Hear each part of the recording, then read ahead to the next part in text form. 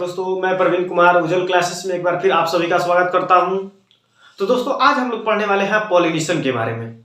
इससे पिछले वाले वीडियो में हमने आपको पॉलिनेशन को काफ़ी अच्छे से एक्सप्लेन करके समझा दिया है और आज हम उसके पूरे लिखित विवरण में आपको आज देने जा रहा हूं। ठीक है, तो यदि आप मेरे चैनल पे नए व्यूअर्स हैं तो सबसे पहले मेरे चैनल को सब्सक्राइब कर लें और वीडियो को लाइक कर लें। तो डायरेक्ट चलते हैं हमारे टॉपिक पे। आज का जो हमारा टॉपिक है क्या है? पॉलिनेशन है, यानी परागकण है। ठीक है, यानी परागण है। परागण क्या होता है, फिर उसके कितने प्रकार होते हैं, उसमें क्या क्या प्रोसेस होते हैं, उसके बारे में हम लोग इस वीडियो में जानेंगे। तो आप कहीं ना जाइए, वीडियो को अंतिम तक देखिए, आपको पूरे टॉपिक बहुत अच्छे से समझ में आएंगे। ठीक है, और ये दोनों जो आप क्लास 10th है और क्लास 12th तो दोनों के लिए काफी महत्वपूर्ण जो टॉपिक है, ये आपके बोर्ड एग्जाम में भी ज्यादा पूछे जाते हैं। इससे बहुत ज्यादा एमसीक्यू क्वेश्चन भी बनते हैं। तो यहाँ पे सारी चीजें आपको कंफर्म होने वाले हैं आज। ठीक है, तो देखिए अब हम डायरेक्ट चलते हैं टॉपिक पे। आपका जो टॉपिक है पॉलिनेशन यानी परागण।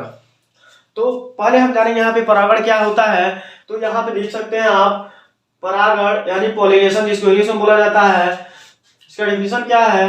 पराग कणों के परागकोश से वर्तिकाग्र तक पहुंचने की क्रिया को परागण कहते हैं। बताया जा रहा है यहाँ पे, मैंने आपको पिछले वीडियो में बताया, तो आप जरूर पिछला वीडियो पहले देख लीजिएगा, इसका पार्ट 1 देख लीजिएगा, फिर ये आपको बहुत अच्छे से समझ में आएगा। ठीक है, तो यहाँ पे बताया जा रहा है कि पराग कणों के परागकोश से वर्तिकाग्र तक पहुंचने की क्रिया को ही परागण कहा जाता है। ठीक है, फिर परागण कितने प्रकार के होते हैं, अब इसके बारे में हम लोग जानेंगे। तो यहाँ पे देखिए, परागण की क्रिया 2 प्रकार की होती है, और पहला होता है स्वपरागण और दूसरा होता है परपरागण। तो पहला हम पढ़ते हैं यहाँ पे, स्वपरागण क्या होता है। यहाँ पे देख सकते हैं, जो पहला होता है स्वपरागण और दूसरा होता है परपरागण। तो सबसे पहले हम जानेंगे यहाँ पे स्वपरागण क्या होता है। ठीक है, तो आप यहाँ पे देखिए, स्वपरागण क्या होता है, सेल्फ पॉलिनेशन क्या होता है। तो जो यहाँ पे स्वपरागण होता है, सेल्फ पॉलिनेशन होता है, आप उसका डेफिनेशन यहाँ देखेंगे, वह प्रक्रिया जिसमें एक पुष्प के परागकण उसी पुष्प अथवा उसी पौधे के दूसरे पुष्प के वर्तिकाग्र तक पहुंच जाए तो उसे स्वपरागण कहते हैं। यानी बताया जा रहा है कि यहाँ पे कि एक पौधा है, वो भी पुष्पी, ठीक ना, तो उसमें क्या बताया जा रहा है कि जो उसके परागकण होते हैं, ठीक ना, तो जो उसके परागकण होते हैं तो उसी पुष्प के वर्तिकाग्र पे या सेम उसी जाति के, या मतलब वही वहां पे क्या है, पौधा, देखिए पौधा एक ही है, और बताया जा रहा है वहां पे कि उस पौधे में 2 जगह पुष्पासन की क्रिया हुई, यानी 2 जगह उसके पुष्प लगे हुए हैं। तो बताया जा रहा है यहाँ पे कि क्या हो रहा है, उसका जो परागकण होता है परागकोश में पाए जाते हैं।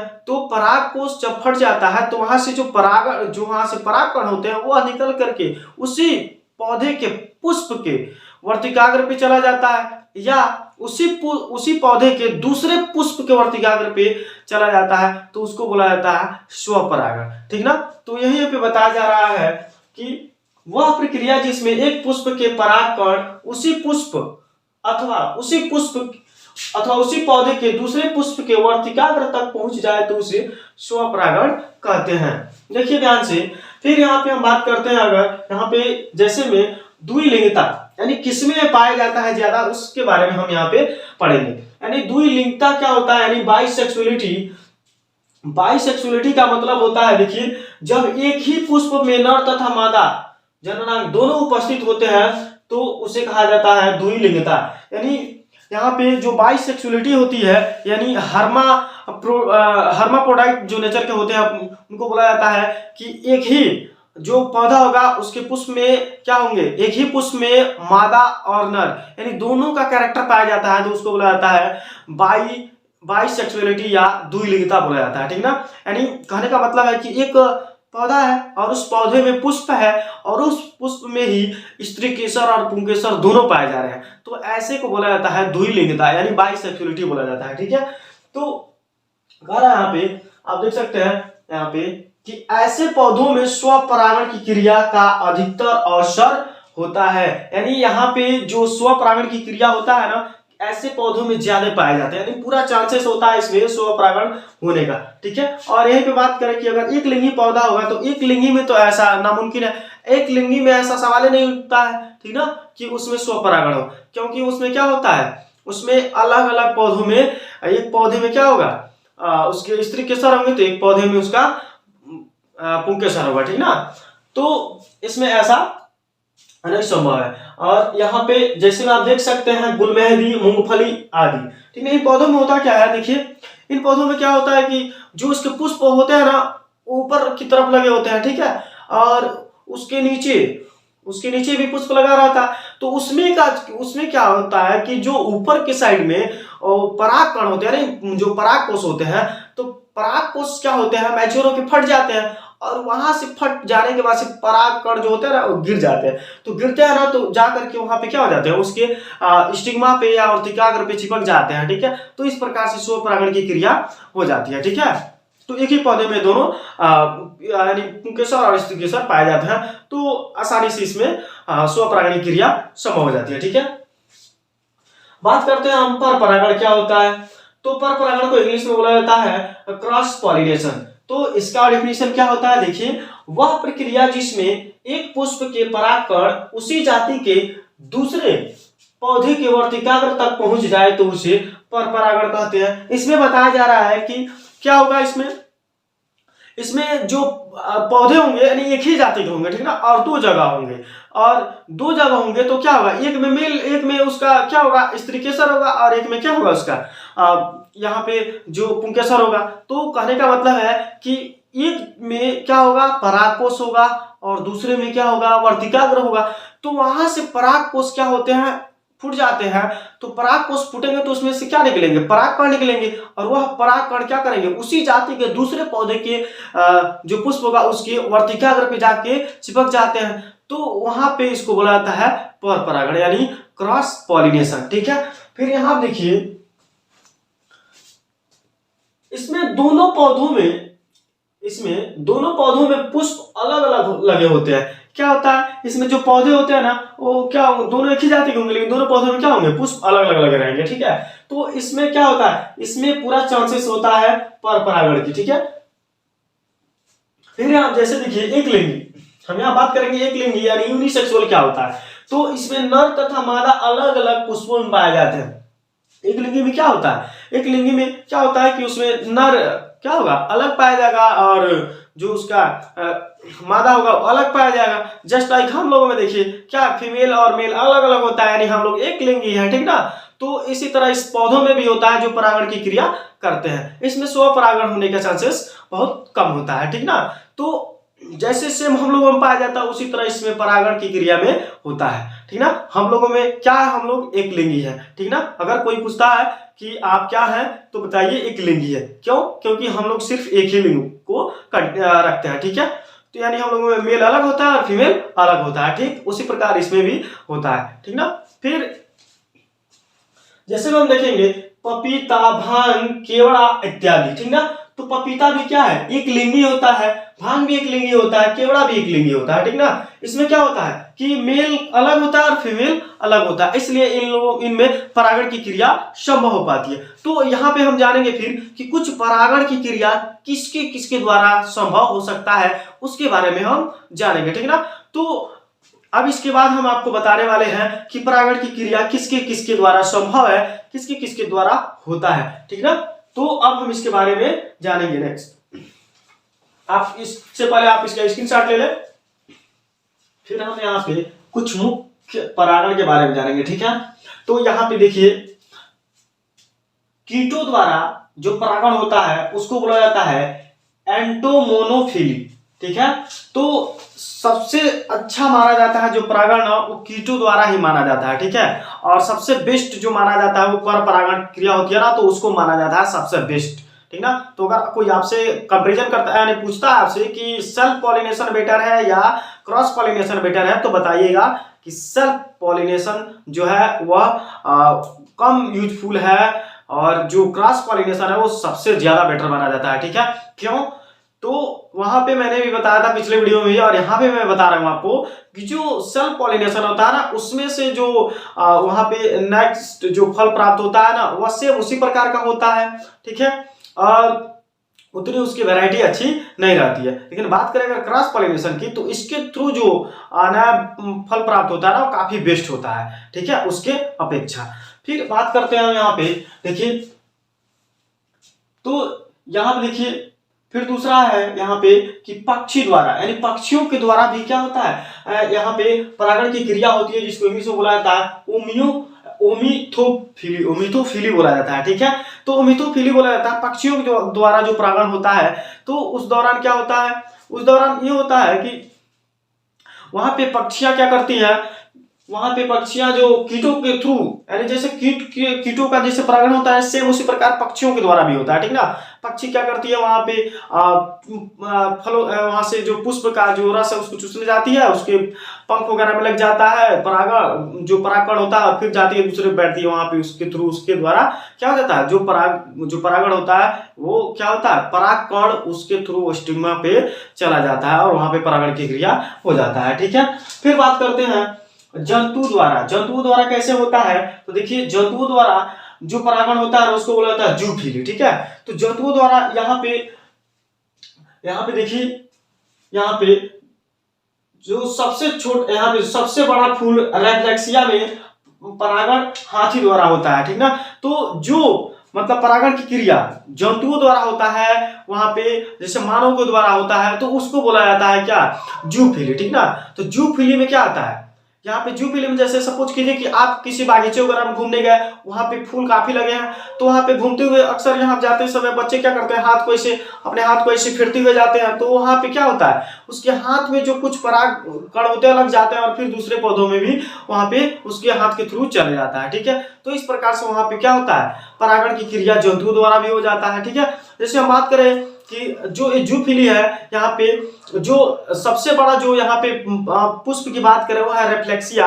तो रेफ्लेक्सिया में कैसे परागण की क्रिया होती है, तो वहां पे क्या होता है, जैसे हाथी है ना, तो हाथी जब रेफ्लेक्सिया के पुष्प से जाता है रस चूसने के लिए, तो उसके तुतुल में क्या होता है, उसके परागकण लग जाता है, और वही हाथी फिर क्या करता है, दूसरे रेफ्लेक्सिया के पुष्प पे जाता है पुष्प चूसने, तो वहां से क्या हो जाता है, इसका परागकण उसके तुतुल के थ्रू क्या हो जाता है, दूसरे रेफ्लेक्सिया के फ्लावर में उसके स्त्री केसर या उसके स्टिग्मा पे पहुंच जाता है। तो इस प्रकार से जूफिली द्वारा भी क्या होता है, परागण की क्रिया होता है। ठीक है, फिर वायु द्वारा, तो वायु द्वारा जो होता है उसको बोला जाता है एनीमोफिली।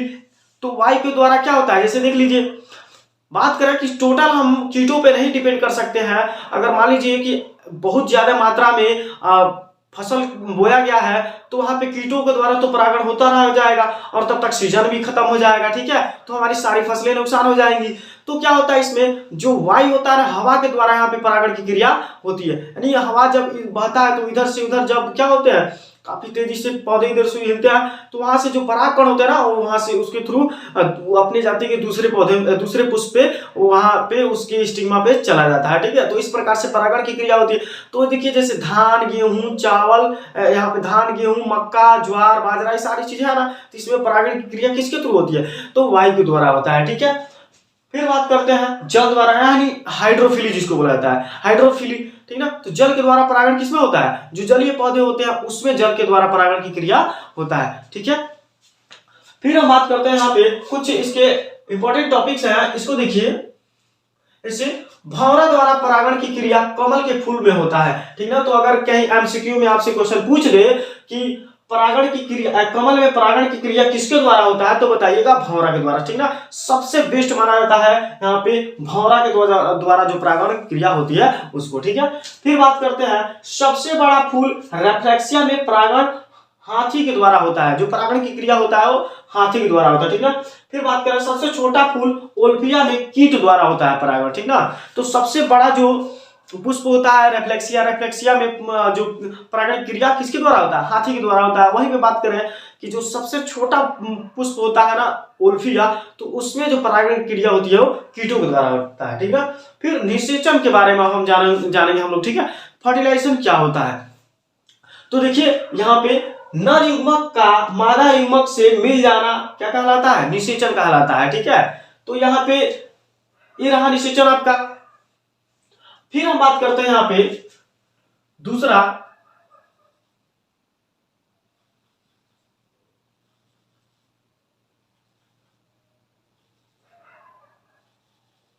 ठीक है। तो दूसरा देखिए, निषेचन की क्रिया अंडाशय में होता है, यानी निषेचन की क्रिया किसमें होगा? अंडाशय में होगा। फिर कह रहा है परागण के लिए 2 नर युग्मक तथा 3 अंडाशय की आवश्यकता होती है। जैसे मैंने आपको बताया था यहाँ पे कि क्या होता है, यहाँ पे उसका स्टिग्मा होता है, और यहाँ पे क्या होते हैं, इससे जो स्टिग्मा के थ्रू जो परागकण आते हैं यहाँ पे, तो परागकण कितने आते हैं? 2 ही आते हैं, ठीक ना। परागकण सिर्फ 2 ही आते हैं, और ऑलरेडी जो अंडाशय होता है, अंडाशय में 3 उसके अंड मतलब पहले से ही उसमें उपस्थित रहता है, ठीक है। तो यहाँ पे जो निषेचन की क्रिया कराने के लिए कितने यहाँ पे परागकण चाहिए? तो 2, और अंडाशय कितना चाहिए? 3। और देखिए सबसे खास बात, जो परागकण होता है वो भी क्या होता है, यानी हैप्लॉइड नेचर का होता है, और जो यहाँ पे अंडाशय होता है वो भी हैप्लॉइड नेचर का होता है। तभी यहाँ पे जब यहाँ पे इसका परागकण एक अंडाशय से निषेचन करता है तो बन जाता है युग्मनज, यानी भ्रूण का निर्माण, यहाँ पे जाइगोट का निर्माण हो जाता है, ठीक है। फिर यहाँ पे बात करें कि यहाँ पे जो इसका एक यहाँ पे जो नर युग्मक बचा रहता है, यानी परागकण बचा रहता है, तो यहाँ पे 2 अंड बचा रहता है, दोनों ही निषेचित कर जाते हैं, तो यहाँ पे क्या निर्माण हो जाता है? 3N का निर्माण होता है। तो यहाँ पे देखिए, यहाँ पे जब ये मिलते हैं तो यहाँ पे बनता है 2N, ठीक है। और यही बस जब इसका एक परागकण और 2 अंडाशय आपस में मिलते हैं तो इसको बोला जाता है एंडोस्पर्म, और एक किस नेचर का होता है? 3N नेचर का होता है, ठीक है, यानी ट्रिप्लॉइड नेचर का होता है। तीसरा देखिए इसमें, जब एक नर युग्मक मादा युग्मक से मिलता है तो किसका निर्माण होता है? युग्मनज का निर्माण होता है, यानी जाइगोट का निर्माण होता है, ठीक है। यहाँ पे जाइगोट का निर्माण हो जाता है। फिर यहाँ पे नेक्स्ट देखिए, यह युग्मनज बड़ा होकर भ्रूण का रूप ले लेता है, और यही जो जाइगोट होता है, यही जो युग्मनज होता है ना, यही बड़ा होकर के विकसित होकर के किसका रूप ले लेता है? यहाँ पे भ्रूण का निर्माण ले लेता है, यानी भ्रूण बना देता है, भ्रूण यानी एम्ब्रियो, ठीक है, एम्ब्रियो का फॉर्मेशन कर देता है। फिर बात करते हैं यहाँ पे नेक्स्ट, भ्रूण विकसित होकर फल का निर्माण कर देता है। यही जो भ्रूण होता है यह विकसित होकर के किसका निर्माण कर देता है? फल बन जाता है, ठीक है। फिर बात करते हैं यहाँ पे नेक्स्ट, बचा हुआ एक नर युग्मक 2 मादा युग्मक से मिलकर भ्रूण कोश का निर्माण कर देता है, ठीक ना। तो बचा हुआ जो यहाँ पे एक नर युग्मक और 2 अंड जो अंड है, तो एक परागकण और 2 अंड आपस में मिल करके किसका निर्माण कर देता है? भ्रूण कोश का निर्माण कर देता है। और भ्रूण कोश का काम होता है, जो यहाँ पे 2N बना है, युग्मनज बना है, जो जाइगोट बना है, उसके थ्रू जो भ्रूण बना है, तो भ्रूण को भोजन देने का काम कौन करता है? ये आपका भ्रूण कोश करता है, ठीक है। तो जो MCQ है उसमें क्वेश्चन पूछा जा सकता है आपसे कि जो भ्रूण होता है वह अपना न्यूट्रिशन कहाँ से करता है, उसको भोजन कहाँ से मिलता है? तो भ्रूण कोश से मिलता है, एंडोस्पर्म से मिलता है, ठीक है। फिर यहाँ पे नेक्स्ट है, यह भ्रूण कोश भ्रूण को भोजन देने का कार्य करता है, ये चीज मैंने आपको बताया। और क्या होता है अंततः? अंडाशय जो होता है, ये अंडाशय अंत में किसमें चेंज होता है? फल में, और यही अंडाशय परिपक्व होकर के किसका निर्माण कर देता है? फल का निर्माण कर देता है, ठीक है। तो यहाँ पे अब अंतिम स्टेप में आपको क्या देखना है, देखिए, जो इसमें युग्मक भाग लिया रहता है वो होता है हैप्लॉइड नेचर का, यानी यन नेचर का होता है, यानी अगुणित नेचर का होता है, ठीक ना। फिर बात करते हैं युग्मनज जो होता है 2N नेचर का होता है, ठीक है, यानी इसको डिप्लॉइड बोला जाता है या द्विगुणित बोला जाता है। जो इसमें भ्रूणपोष बनता है यानी ये ट्रिप्लॉइड नेचर का होता है, यानी इसमें क्या होता है? 3N होता है, ठीक ना। तो इसका आप पहले स्क्रीनशॉट ले लें, ठीक है। तो इस प्रकार से जो मैं पिछले वीडियो में आपको काफी अच्छे से समझाया था, उसका पूरा यहाँ पे आपको मैंने नोट्स प्रोवाइड कर दिया। तो मैं ऐसा करता हूं कि आपको जो आज का टॉपिक रहा बहुत अच्छे से समझ में आया होगा, और आप पूरा वीडियो देखिए, और वीडियो को देखने के बाद से कमेंट बॉक्स में जरूर बताएं कि आपको वीडियो कैसा लगा। और यदि आप मेरे चैनल पे नए व्यूअर्स हैं तो सबसे पहले मेरे चैनल को सब्सक्राइब कर लें और बेल आइकन को दबाना बिल्कुल ना भूलें, जिससे कि मेरा जो भी नेक्स्ट वीडियो आए उसका नोटिफिकेशन सबसे पहले आपको प्राप्त हो। Thanks for watching video. जय हिंद।